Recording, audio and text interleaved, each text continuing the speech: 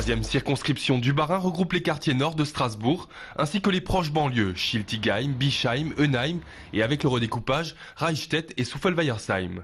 Cette troisième circonscription existe seulement depuis 1986.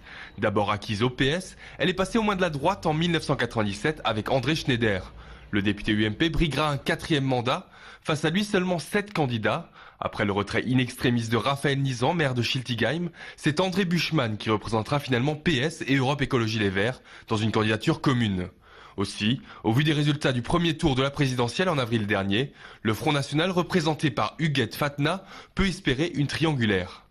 Enjeu important, la création d'un nouveau quartier d'affaires. Il en existe déjà un dans la circonscription, l'espace européen de l'entreprise à Schiltigheim. Il devrait bientôt être complété par celui du Wacken.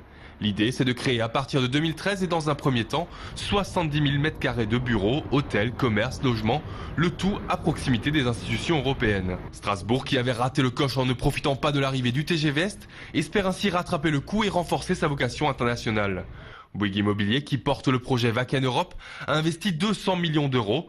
Il en encaissera aussi les bénéfices. Reste à convaincre les entreprises de s'installer. C'est la mission de BNP Paribas Real Estate, qui à vrai dire ne s'inquiète pas trop. L'espace européen de l'entreprise qui aujourd'hui arrive dans une phase de maturité et même d'extrémité de projet ne va plus permettre dans les années qui viennent des implantations d'entreprises puisque il sera complètement complet.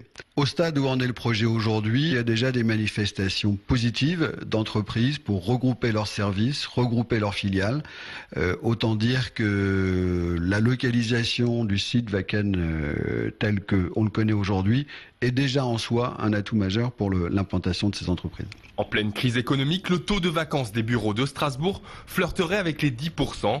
Le marché en somme n'est pas vraiment saturé, mais le projet Wacken Europe pourrait redynamiser le secteur. Nous avons effectivement un léger stock disponible en produits neufs. Mais néanmoins, le quartier du Wacken s'inscrit dans le temps, il s'inscrit dans une construction urbaine et il s'inscrit surtout dans une construction d'une attractivité d'un territoire.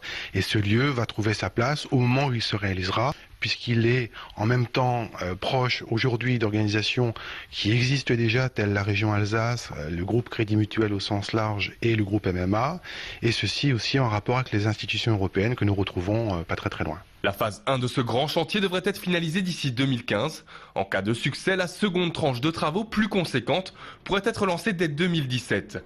Les élus locaux seront concertés, surtout charge à eux de faire jouer leur réseau et leur influence pour faire venir un maximum d'entreprises et créer de l'emploi.